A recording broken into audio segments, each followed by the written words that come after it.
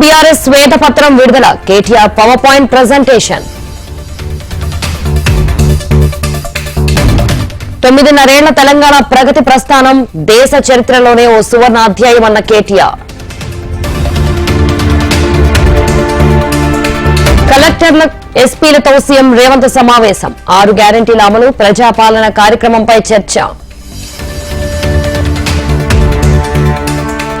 AP రాజకీయాల్లో కీలక మలుపులు చంద్రబాబుతో వ్యూహకర్త ప్రశాంత్ కిషోర్ భేటీ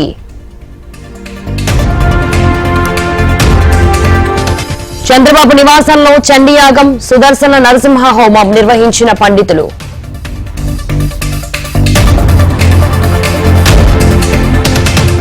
కడపలో రెండో రోజు సీఎం జగన్ పర్యటన పలు అభివృద్ధి పనులకు ప్రారంభోత్సవాలు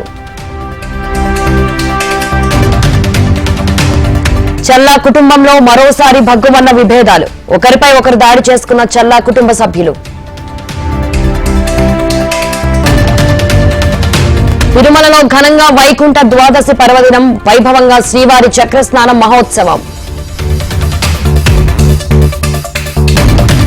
శ్రీశైలం మల్లన్న ఆలయానికి పెరిగిన భక్తుల రద్దీ భారీగా తరలొచ్చిన భక్తులు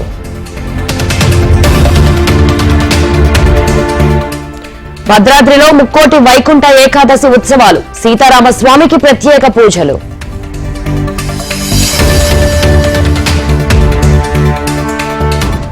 యాదాద్రిలో రెండో రోజు అధ్యయనోత్సవాలు ఈ నెల 28 వరకు కొనసాగనున్న ఉత్సవాలు తిరుమలలో వైకుంఠ ద్వార దర్శన టోకెన్ల జారీ కేంద్రాలు కుదింపు 9 నుంచి 4 ప్రాంతాలకు పరిమితం చేసిన కౌంటర్లు జయశంకర్ భూపాలపల్లి జిల్లా కలెక్టర్ నిర్వాకం అటెండర్తో బూట్లు మోయించిన జిల్లా కలెక్టర్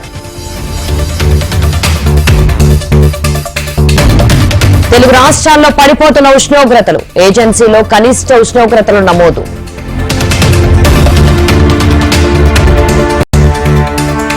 శబరిమలకు పోటెత్తిన భక్తులు భారీగా ట్రాఫిక్ జామ్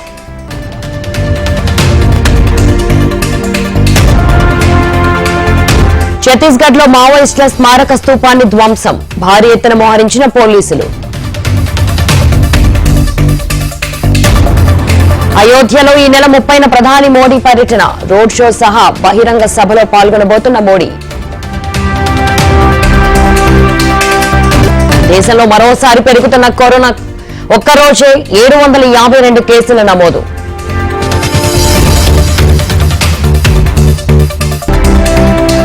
కేంద్రం సంచలన నిర్ణయం భారత రెజ్లింగ్ సమాఖ్య నూతన బాడీ రద్దు